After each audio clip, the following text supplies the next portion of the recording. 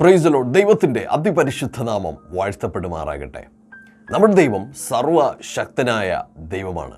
നമ്മുടെ ദൈവം സർവജ്ഞാനിയായ ദൈവമാണ്. നമ്മുടെ ദൈവം സർവവ്യാപിയായ ദൈവമാണ്. നമ്മുടെ ദൈവത്തിന് അസാധ്യമായത് ഒന്നുമില്ല.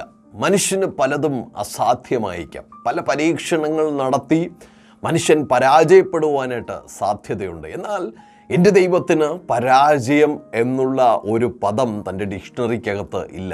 താൻ ഒരിക്കലും തോൽക്കുകയില്ല. തന്നെ തോൽപ്പിക്കുവാൻ ഒരു മനുഷ്യനും കഴിയുകയില്ല. 6 ദിവസം കൊണ്ട് ഈ ഭൂമിയിൽ നാം ഇന്ന് കാണുന്ന സകലത്തെയും സൃഷ്ടിച്ച ദൈവം തൻ്റെ കൈകൾക്കുള്ളിൽ നിലത്തിലെ കളിമണ്ണ് എടുത്ത് അതുകൊണ്ട് മനുഷ്യനെ സൃഷ്ടിച്ച ദൈവം, ആ മനുഷ്യനെ സൃഷ്ടിച്ച് ആ മനുഷ്യൻ്റെ ഉള്ളിൽ, ആ മനുഷ്യൻ്റെ ശരീരത്തിനകത്ത് അതതിൻ്റെ സ്ഥാനങ്ങളിൽ അവയവങ്ങൾ വച്ച് പിടിപ്പിക്കുകയും അവൻ്റെ മൂക്കിലേക്ക് ജീവശ്വാസം ഊതിക്കൊണ്ട് അവനെ ജീവനുള്ള ദേഹിയാക്കി മാറ്റിയ അത്ഭുതവാനായ ശ്രേഷ്ഠനായ ദൈവത്തെയാണ് നാം ആരാധിക്കുന്നത്. ആ ദൈവത്തിന് സൂചിപ്പിച്ചതുപോലെ അസാധ്യമായിട്ട് ഒന്നുമില്ല. താൻ എന്ത് ചിന്തിക്കുന്നു അതൊക്കെ ചെയ്തെടുക്കുവാനായിട്ട് ആ ദൈവത്തിന് ശക്തിയുണ്ട്. എന്നാൽ ആ ദൈവവും മനുഷ്യനുമായിട്ടുള്ള ബന്ധത്തിൽ ദൈവത്തിൻ്റെ വചനം ഇങ്ങനെ നമ്മളെ പഠിപ്പിക്കുന്നുണ്ട്.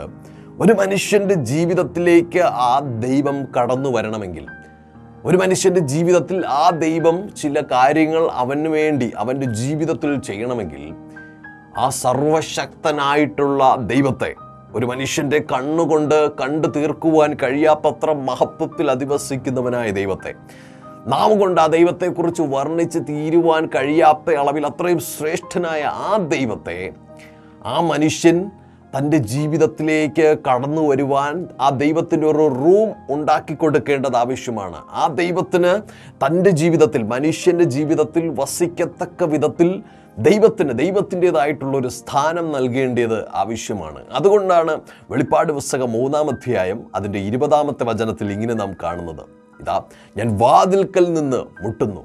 ആരെങ്കിലും എൻ്റെ ശബ്ദം കേട്ട് വാതിൽ തുറന്നാൽ ഞാൻ അവനോടും അവൻ എന്നോടും കൂടെ അത്താഴം കഴിക്കും. ആ ദൈവം പറയുകയാണ്, ഞാൻ ഹൃദയത്തിൻ്റെ വാതിലിൽ മുട്ടുകയാണ്. ഓരോ മനുഷ്യൻ്റെയും ഹൃദയത്തിൻ്റെ വാതിലിൽ ഈ സർവശക്തനായ ദൈവം മുട്ടിക്കൊണ്ടിരിക്കുകയാണ്. ആരാണോ ആ ദൈവത്തിൻ്റെ ശബ്ദം കേട്ടുകൊണ്ട് അവൻ്റെ ഹൃദയത്തെ ദൈവസന്നിധിയിൽ തുറക്കുവാനായിട്ട് തയ്യാറാകുന്നത്, അവൻ്റെ ഉള്ളിലേക്ക് ഈ സർവശക്തനായിട്ടുള്ള ദൈവം കടന്നു വരും. ആ സർവശക്തനായിട്ടുള്ള ദൈവം അവൻ്റെ ജീവിതത്തെ നിയന്ത്രിക്കുവാനായിട്ട് തുടങ്ങും. അവനെ ജയാളിയാക്കി ഈ ഭൂമിയിൽ ഈ ദൈവം മാറ്റും. ആ ജയാളിയായി മാറ്റുന്ന അനുഭവം ഈ ഭൂമിയോടുകൂടെ, ഈ ലോകവാസത്തോടുകൂടെ കഴിയുന്നില്ല. അത് നിത്യത വരെ തുടരുന്നതാണ്. ഈ ലോകത്തിനുമപ്പുറം സ്വർഗരാജ്യത്തിൽ വരെ അവനെ എത്തിച്ചേർക്കുന്ന ആ ശ്രേഷ്ഠമായ പദവിയിലേക്ക് ആ മനുഷ്യൻ്റെ ജീവിതം മാറുക തന്നെ ചെയ്യും. 1 രാജാക്കന്മാർ 8-ാം അധ്യായം അതിൻ്റെ 21-ാമത്തെ വചനത്തിൽ വളരെ മനോഹരമായി ഇങ്ങനെ നാം കാണുന്നു: യഹോവ നമ്മുടെ പിതാക്കന്മാരെ മിസ്രയീം ദേശത്തു നിന്ന് കൊണ്ടുവന്നപ്പോൾ അവരോട് ചെയ്ത നിയമം ഇരിക്കുന്ന പെട്ടകത്തിന്, ശ്രദ്ധിക്കുക, ഞാൻ അതിൽ ഒരു സ്ഥലം ഒരുക്കിയിരിക്കുന്നു. ശലോമോൻ രാജാവ് വളരെ മനോഹരമായി 7 വർഷം കൊണ്ട് ഇസ്രയേലിൽ ജനത്തിന് ഒരുമിച്ച് ദൈവത്തെ ആരാധിക്കുവാൻ ആദ്യമായി സ്ഥിരമായിട്ടുള്ള ഒരു ആലയം യെരൂശലേമിൽ പണിയുകയാണ്. യെരൂശലേമിൽ 7 വർഷം കൊണ്ട് ആ ആലയത്തിൻ്റെ പണികളൊക്കെ പൂർത്തീകരിച്ചതിന് ശേഷം ഏറ്റവും പ്രധാനമായിട്ടുള്ള ദൈവത്തിൻ്റെ പെട്ടകം, യഹോവയുടെ പെട്ടകം എന്ന് വെച്ചാൽ മിസ്രയീം ദേശത്ത് അടിമകളായിരുന്ന ഇസ്രായേൽ മക്കളെ ആ മിസ്രയീമിൽ നിന്ന് കൊണ്ടുവരുവാൻ മോശയെ ദൈവം ഉപയോഗിക്കുകയും ആ വിധത്തിൽ മിസ്രയീമിൻ്റെ അടിമത്വത്തിൽ നിന്ന് ദൈവം വാഗ്ദത്ത നാടായ ഇസ്രയേലിലേക്ക് അവരെ കൊണ്ടുവരികയും ചെയ്യുന്നു. അതിന് മധ്യത്തിൽ ദൈവം കൊടുത്ത ചില നിയമങ്ങൾ, ദൈവത്തിൻ്റെ നിയമങ്ങൾ അടങ്ങിയ ഈ ദൈവത്തിൻ്റെ പെട്ടകം, യഹോവയുടെ പെട്ടകം, അത് വളരെ പ്രത്യേകതയുള്ളതാണ് എന്ന് ശലോമോൻ തിരിച്ചറിയുകയാണ്. എന്താണ് അതിൻ്റെ പ്രത്യേകത? എവിടെയാണോ ഈ ദൈവത്തിൻ്റെ പെട്ടകം ഇരിക്കുന്നത്, യഹോവയുടെ പെട്ടകം ഇരിക്കുന്നത്, ദ ആർക്ക് ഓഫ് കവനൻ്റ് ഇരിക്കുന്നത്, അതിനു മുകളിലാണ് ദൈവ സാന്നിധ്യം ഇറങ്ങി വരുന്നത്. ദൈവ സാന്നിധ്യം ഇറങ്ങി വരുന്ന ഈ ദൈവത്തിൻ്റെ പെട്ടകത്തെ എവിടെയെങ്കിലും കൊണ്ട് വയ്ക്കുവാനായിട്ട് കഴിയുകയില്ല. അതിനെ വയ്ക്കേണ്ടിയ സ്ഥാനത്ത് തന്നെ വയ്ക്കണമെന്ന് ബോധ്യമുണ്ടായിരുന്ന ശലോമോൻ വചനത്തിൽ ഇങ്ങനെ പറഞ്ഞിരിക്കുകയാണ്: ഞാൻ അതിൽ ഒരു സ്ഥലം ഒരുക്കിയിരിക്കുന്നു. ശലോമോൻ ദൈവത്തിൻ്റെ പെട്ടകത്തെ കൊണ്ടുവയ്ക്കുവാൻ ആ ആലയത്തിനകത്ത് ഒരു പ്രത്യേക സ്ഥലം ഒരുക്കിയിരുന്നു. എന്നെ കേൾക്കുന്ന പ്രിയ ദൈവ പൈതലേ, ദൈവത്തിൻ്റെ സാന്നിധ്യം നാം ആഗ്രഹിക്കുന്നുണ്ട് എങ്കിൽ, ഈ ദൈവം നമ്മുടെ ജീവിതത്തിൽ ഉണ്ടായിരിക്കണമെന്ന് നാം ആഗ്രഹിക്കുന്നുണ്ട് എങ്കിൽ, ഇതുപോലെ നമ്മുടെ ജീവിതത്തിലും ദൈവത്തിന് ഒരു സ്ഥലം നാം ഒരുക്കേണ്ടത് ഏറ്റവും ആവശ്യമായ കാര്യമാണ്. ഈ ദൈവത്തിൻ്റെ ആലയം വളരെ മനോഹരമായിട്ട് ശലോമോൻ പണിതു എന്നുള്ളതൊക്കെ സത്യം തന്നെ. എന്നാൽ ഈ ദൈവത്തിൻ്റെ പെട്ടകം അതിൽ സ്ഥാപിക്കുന്നത് വരെ അത് ജസ്റ്റ് ഒരു ബിൽഡിംഗ് മാത്രമായി അവശേഷിക്കും, ജസ്റ്റ് ഒരു മനുഷ്യ നിർമ്മിതിയായി മാത്രം അവശേഷിക്കുമായിരുന്നു. എന്നാൽ എപ്പോഴാണോ അവിടേക്ക് ഈ ദൈവത്തിൻ്റെ പെട്ടകം സ്ഥാപിക്കുവാനായിട്ട് ശലോമോൻ സ്ഥലം ഒരുക്കുകയും ആ പെട്ടകത്തെ കൊണ്ട് സ്ഥാപിക്കുകയും ചെയ്യുന്നത്, അപ്പോൾ മാത്രമാണ് അത് ദൈവത്തിൻ്റെ സാന്നിധ്യം നിറഞ്ഞു നിൽക്കുന്ന ദൈവത്തിൻ്റെ ആലയമായി മാറ്റപ്പെടുന്നത്. 1 രാജാക്കന്മാർ 8-ാം അധ്യായം അതിൻ്റെ 6-ാമത്തെ വചനത്തിൽ ഇങ്ങനെ നാം കാണുന്നുണ്ട്. പുരോഹിതന്മാർ യഹോവയുടെ നിയമപ്പെട്ടകം അതിൻ്റെ സ്ഥലത്ത്, ആലയത്തിലെ അന്തർമന്ദിരത്തിൽ അതിവിശുദ്ധ സ്ഥലത്ത് കെരൂബുകളുടെ ചിറകിൻ കീഴെ കൊണ്ടുചെന്ന് വച്ചു. നോക്കുക, ദൈവത്തിൻ്റെ പെട്ടകം അല്ലെങ്കിൽ ദൈവ സാന്നിധ്യം ഇറങ്ങി വരുന്ന ആ പെട്ടകം ഇരിക്കുവാനായിട്ട് പ്രത്യേകമുള്ള ഒരു സ്ഥലമുണ്ട്. ശലോമോൻ അതിനുവേണ്ടി പ്രത്യേകമായിട്ടുള്ളൊരു സ്ഥലം ഒരുക്കി വച്ചിരുന്നു.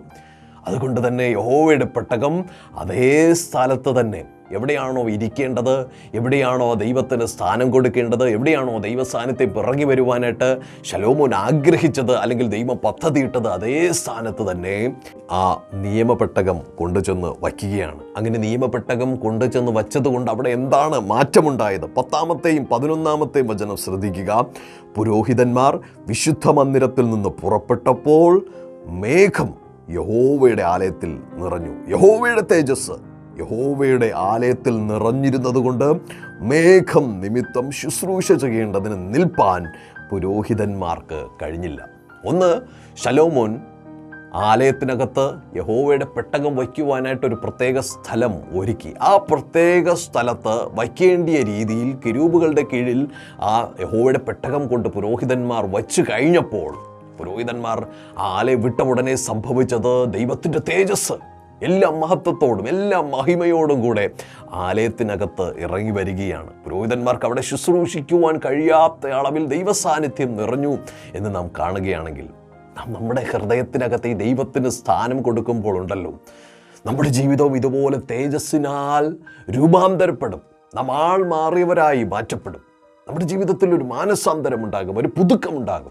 കഴിഞ്ഞ ദിവസങ്ങളിൽ വരെ ഇല്ലാതിരുന്ന ഒരു ആത്മസന്തോഷം നമ്മുടെ ജീവിതത്തെ മൂടുന്നത് നമുക്ക് അനുഭവിച്ചറിയുവാനായിട്ട് കഴിയും. ഇത് കൊതിക്കുന്ന ആരെങ്കിലും ഉണ്ടെങ്കിൽ ഇന്ന് പകലിൽ ഒരു തീരുമാനമെടുക്കുക. ശലോമോൻ ചെയ്തതുപോലെ ദൈവത്തിൻ്റെ പാർക്കുവാൻ ഒരു പ്രത്യേക സ്ഥലം നാം ഒരുക്കുക. നമ്മുടെ ഹൃദയത്തിൻ്റെ വാതിൽ ദൈവത്തിനായി തുറന്നു കൊടുക്കുക. ഇനി ഈ ദൈവത്തിൻ്റെ പെട്ടകം, യഹോവയുടെ പെട്ടകം ആലയത്തിനകത്ത് വയ്ക്കപ്പെട്ടത് കൊണ്ട് എന്താണ് ഗുണമുണ്ടായത്, അല്ലെങ്കിൽ എന്താണ് മറ്റൊരു ഗുണമുണ്ടായതെന്ന് നമുക്ക് നോക്കാം. 9-ാം അധ്യായം അതിൻ്റെ 3-ാമത്തെ വചനം. യഹോവ അവനോട് അരുളി ചെയ്തതെന്തെന്നാൽ, നീ എൻ്റെ മുൻപാകെ കഴിച്ചിരിക്കുന്ന നിന്റെ പ്രാർത്ഥനയും യാചനയും ഞാൻ കേട്ടു.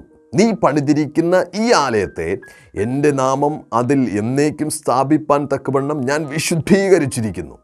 എൻ്റെ കണ്ണും ഹൃദയവും എല്ലായ്പ്പോഴും അവിടെ ഇരിക്കും. ദൈവം പറയുകയാണ്, എൻ്റെ കണ്ണും ഹൃദയവും ഈ ദൈവ സാന്നിധ്യമുള്ള ഈ ആലയത്തിനകത്ത് എപ്പോഴും ഇരിക്കുമെന്ന്. നാം ദൈവത്തിന് വേണ്ടി ഹൃദയം തുറന്നു കൊടുക്കുമ്പോൾ സർവശക്തനായ ദൈവത്തിൻ്റെ മഹത്വം നമുക്ക് അനുഭവിക്കുവാനായിട്ട് കഴിയുമെന്നുള്ളത് ഒന്നാമത്തെ വസ്തുതയാണ്. മറ്റൊരു കാര്യം ദൈവം പറയുന്നത് ഇപ്രകാരമാണ്: എവിടെയാണോ ഞാൻ വസിക്കുന്നത്, എവിടെയാണോ ഞാൻ പാർക്കുന്നത്, എവിടെയാണോ ഞാനുള്ളത്, എവിടെയാണോ നിങ്ങൾ എനിക്ക് വേണ്ടി ഒരു അവസരം തരുന്നത്, അവിടെ എൻ്റെ കണ്ണും ഹൃദയവും എപ്പോഴും തുറന്നിരിക്കും. നമ്മുടെ ജീവിതത്തിലേക്ക്, നമ്മിലേക്ക് ദൈവം ഉറ്റുനോക്കിക്കൊണ്ടിരിക്കുന്ന ഒരു അനുഭവത്തെ അവിടെ നാം കാണുകയാണ്. വെറുതെ ഉറ്റുനോക്കിക്കൊണ്ടിരിക്കുക മാത്രമല്ല, മനസ്സലിയുന്ന ദൈവം. നമ്മുടെ ആവശ്യങ്ങൾ നാം പറയുന്നതിന് മുമ്പ് തന്നെ ആ ദൈവത്തിന് മനസ്സിലാകുവാനായിട്ട് ഇടയായിത്തീരും.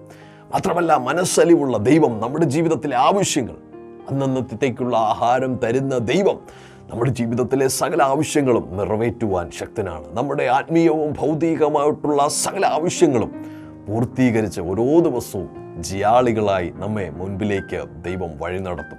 മത്തായി സുവിശേഷം 6-ാം അധ്യായം അതിൻ്റെ 33-ാമത്തെ വചനത്തിൽ നാം വായിക്കുന്നുണ്ട്, മുമ്പേ അവൻ്റെ രാജ്യവും നീതിയും അന്വേഷിക്കുക.